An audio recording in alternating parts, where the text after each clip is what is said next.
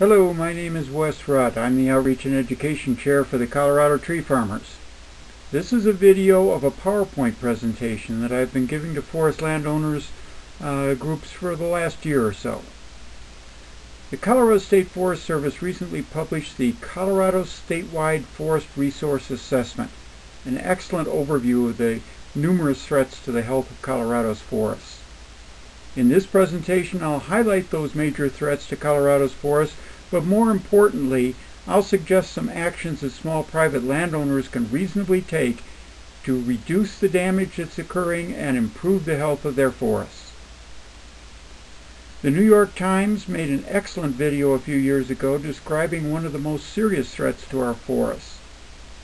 It's slightly dated, but if anything, it highlights how much worse this problem has become. Here's the video.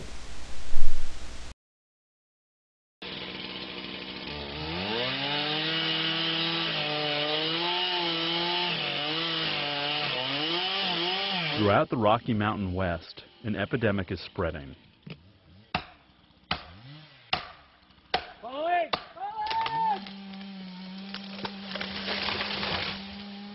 This big problem is being caused by a very small creature. So here's a couple of mountain pine beetle, we'd say they're about the size of a grain of rice. So a pretty small critter doing an awful lot of damage. Some are calling it the worst crisis ever to hit American forests. In the last 3 years, I've probably cut over 2,000 trees. I cut 110 trees yesterday. So it's hard to keep a running count, but I know I did 100 yesterday. In a region known for its epic vistas, the mountain pine beetle is devastating centuries-old forests and wreaking severe economic and environmental damage. And scientists say that nothing can be done to stop it.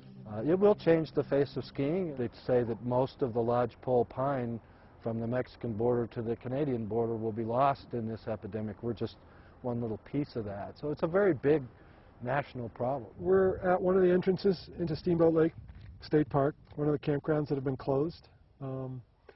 And you can see in the background these red trees, which are dying quicker than the park has been able to deal with them. The bark beetle infestation started about 8 years ago. We've had a number of pockets start to grow. Through '06, we had about 1 million acres of infested lands. In '07, we jumped to 1.5 million acres. That's equivalent to almost 3,000 square miles, which would be twice the size of Long Island. We do expect that to go over 2 million, possibly up to 2.5 million acres as this plays out in the next couple of years. This epidemic is certainly the worst we've ever seen. It's a phenomena. It's changing the landscape, and it's something that's a once in a lifetime, certainly once in a generational type of thing. While the epicenter of the American problem lies in northern Colorado and Wyoming, across the West, the pine beetle has affected forests from New Mexico to western Canada. The reason for the epidemic is really twofold. One is the drought cycle. 8 years of drought. The trees are weakened. We've had those trees with less moisture in them, so they haven't been able to defend themselves as well. The other important factor of the weather is that the winters have been really mild. The bark beetle has a 1-year life cycle. It attacks a tree in July and August. It lays its eggs, and the eggs and the larvae overwinter. And during that time, the larvae are susceptible to freezing. Since we've had such mild winters the last 8 years, we really haven't had any dieback of the insects during the winter months. Yes, these infested trees are doomed. The pine beetle is endemic to the West, and there have been damaging outbreaks in the past, but none of them, say experts, have been this severe. In Grand County, said to be ground zero for Colorado's pine beetle epidemic, mortality of lodgepole pines, the predominant species in the region, has reached over 90%. This year specifically, we cut down about 6,000 trees for about a little over $250,000. We have a community of a little less than 500 people, so as a per capita basis, we've had a pretty large burden financially. My wife and I bought this house about 4.5 years ago, and there were 52 large trees on the property, ranging from 24 inches in diameter down to 12 inches in diameter that were all hit by beetles, and they're all gone. Obviously, the economic impact was not fun to deal with. It was an emotional thing. My wife and I started 2 years ago this month on those two stumps over there. Those were the first 2 trees we cut down over there. Dead forests increase the danger of fire. They can lead to erosion, and because dead trees don't absorb carbon dioxide, the beetle problem can also worsen global warming. I know coming into this that scientists don't all agree on this issue. Some say that truly there is nothing one can do. Others say that there are things one can do. Here we go. Here's a live one moving. Here we go. Right now, the beetle's progress into other regions seems inevitable, but that has not stopped some concerned property owners from trying to reduce its impact. Here's a live beetle right here. She's busy finishing up her egg chamber. In Aspen, where the beetle epidemic has not yet taken hold, a newly formed group called For the Forest has hired top scientists and foresters to develop a plan that, in spite of great odds, they hope might slow the beetle's march. Removing dead trees, removing diseased trees, and removing trees that are in high jeopardy, high vulnerability to the beetle is probably going to be required. In addition, planting new trees of new species to give the forest greater biodiversity and therefore increase the forest's own immune system.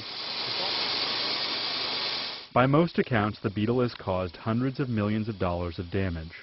But amidst the devastation, some have found opportunity. Well, the beetle does actually nothing but leave a blue stain. If you notice over there in the wood, it leaves a blue stain, which is a fungus, but it harms the wood in no way. It doesn't leave any marks inside the wood.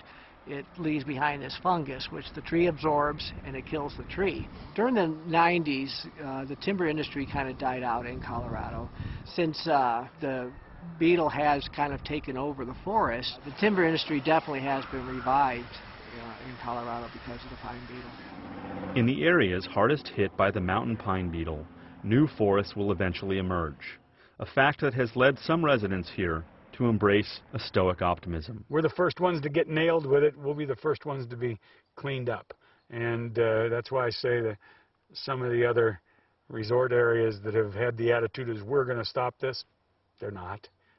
The best thing to smell in the morning is chainsaw fuel. That's the best thing to smell every morning. Get this stuff out of here.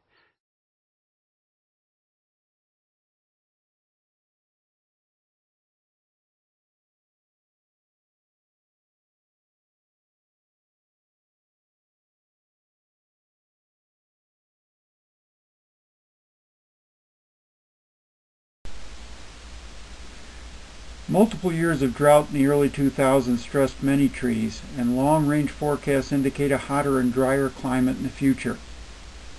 Larger, more destructive fires are occurring more frequently.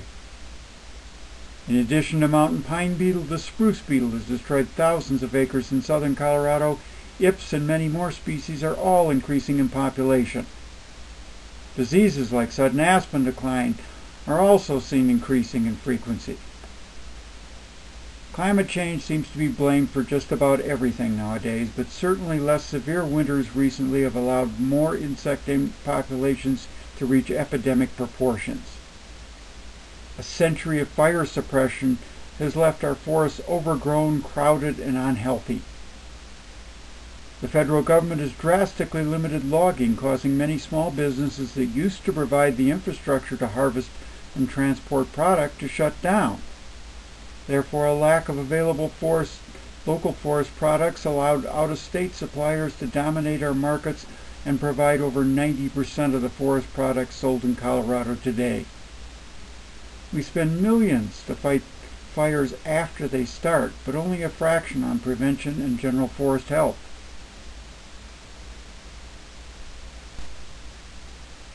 Although there are still people saying, and rightfully so, that the mountain pine beetle epidemic will not destroy our forests, this epidemic is truly unprecedented and will probably destroy parts of our forests for years to come.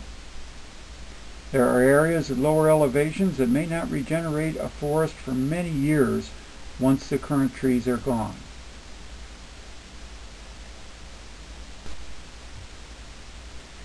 This epidemic started in Colorado's lodgepole forests in 1996, but as little as 6 years ago it was thought that the pine beetle would not be able to cross the divide from the western slope to the Front Range. If they did, it would take years to reach our lower elevation ponderosa forest, and then it would be unlikely that they would jump species in large numbers. Well, that didn't work out. Aerial survey results reveal that nearly 500,000 new acres were infested in 2010. These are acres along the Front Range that had not previously been affected by the mountain pine beetle epidemic. The total number of acres impacted by the entire mountain pine beetle outbreak since 1996 in Colorado and southern Wyoming is now 4 million acres. In 2009, about 16,000 acres of ponderosa were infested in Larimer County.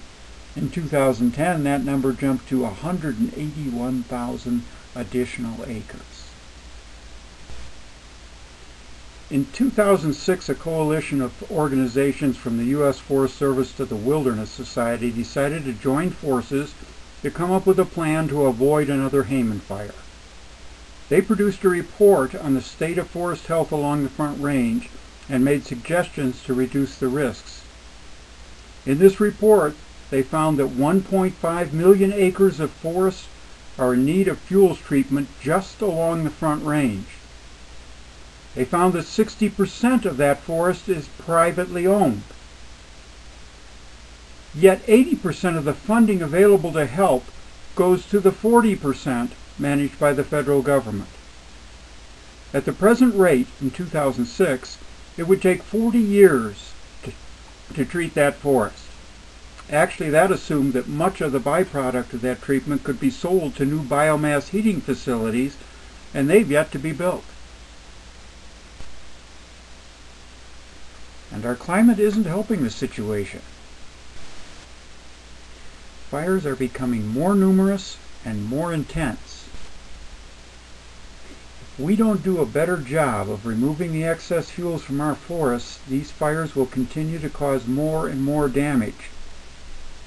Fires will pollute the air that we all breathe. They denude our watersheds, polluting the water we drink, and they can unleash tons of greenhouse gases now sequestered in our trees. This is a problem that everyone should be concerned with. This may be the most insidious phrase in the English language. Some scientists say nothing can be done to stop the pine beetle epidemic or eliminate wildfire, and that's true. We have no silver bullets.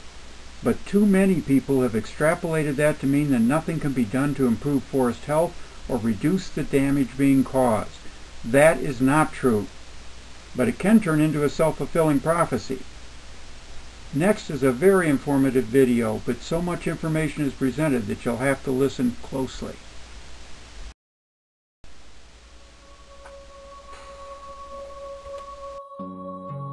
People's lives are affected every day by what's going on in the forest, whether they know it or not. Forest health is an integrated and important part of global warming solutions. If we manage, we have more of a chance to make a difference than if we leave it alone.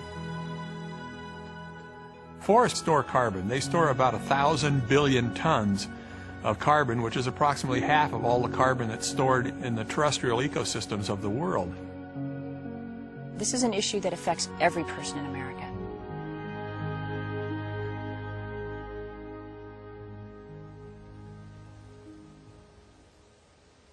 One of the things I teach the kids is to see the forest through a forester's eyes. This round measures 4.5 inches across. This round measures 12 inches across. This one, 30 inches. So I asked the kids, which is the youngest tree? The answer, the one that's 30 inches across. Because this is the round that came from the tree that was growing in a healthy, well-managed forest. What I see now is a forest throughout North America, and especially in the United States, that have deteriorated because of neglect.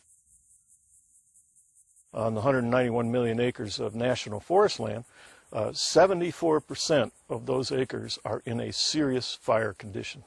Most of the budgets for the federal land management agencies is to fight fire, rather than up front in the stewardship of these forests to make them more fire resistant.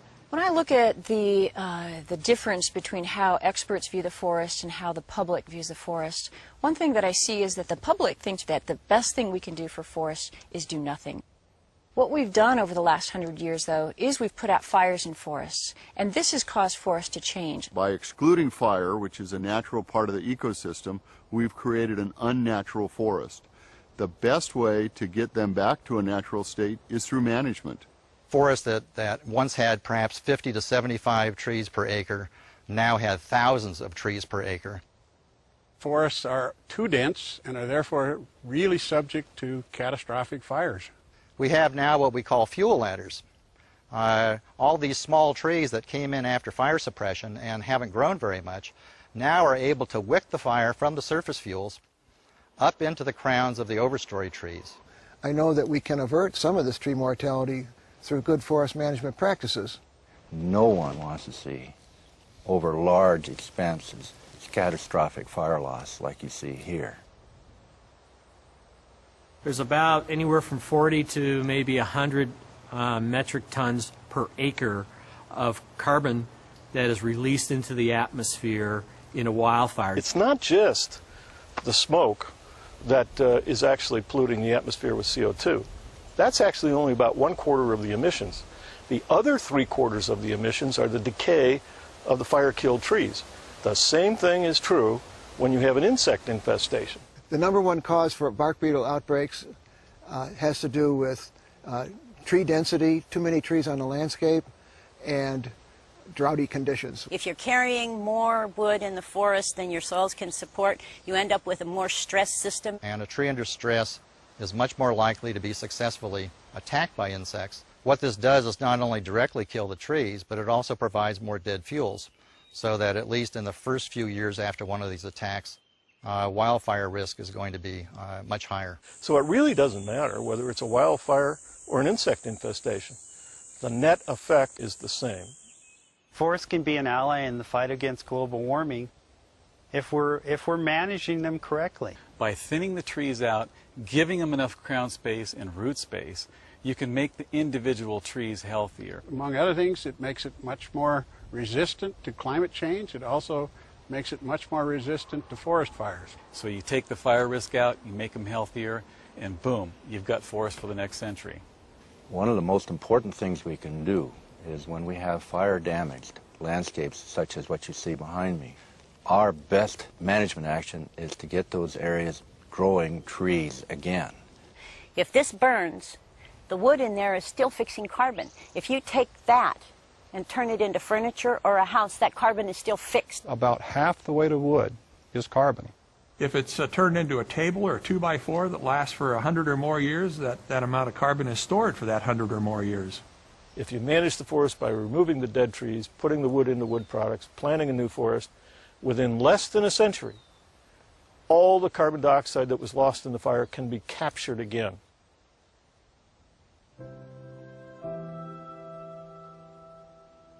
We've seen conflict rattle around our forest issues for decades in California and across Northern America. We finally have an opportunity to set aside that conflict and bring consensus from the environmental groups, from our communities, and from our forest practitioners all together. So that our forests are a common ground and not a battleground. The time for indecision and conflict has passed. We need to be doing everything we can, as rapidly as we can, to bring about a different future. We all want healthy, productive forests for all the values that they provide in terms of filtering water, in terms of sequestering carbon, providing habitat for animals. We all are in favor of that. There's a lot of work to be done. We're all responsible for the forest and managing it. We can do more to improve the forest health, to make sure we're taking carbon out of the atmosphere, and we're taking care of this forest for our kids and their kids and their kids. We can make a difference. We know how to make a difference. Perhaps the picture behind me might begin to get us to rethink what we should be doing for our forests.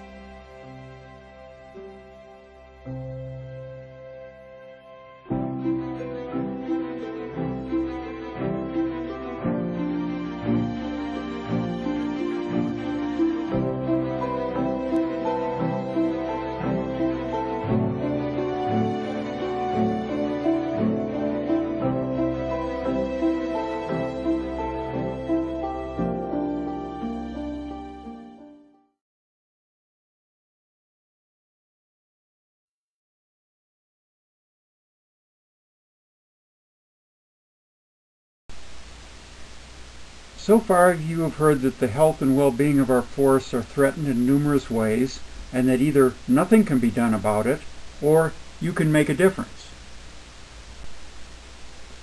It's true that we can't stop the pine beetle infestation any more than we can stop earthquakes, or hurricanes, or tornadoes, or floods. Here's the good part. Just as the folks faced with those other disasters do, we can mitigate the damage that is and will be caused. But we all need to do our part. You can start by getting to work on your own property, and by that I mean actively managing your forest. Remove those infested and dead trees so they aren't fuel for the next forest fire. Spray healthy trees to prevent beetle infestation. Thin overgrown stands to allow your forest to reach its full potential. And plant a variety of trees so no single epidemic can destroy all the trees at once. Working on your own will help, but working with your neighbors can accomplish so much more. Get informed yourself, but then go out there and inform your neighbors. Or join groups like the Beetle Busters or the Tree Farmers and help us reach even more people. And if you and your neighbors can combine your efforts with your local fire district and other state and local government agencies, some very good things can happen. Fire, insects, forest disease, they don't respect property boundaries. Remember the Hayman fire? Don't let it happen here.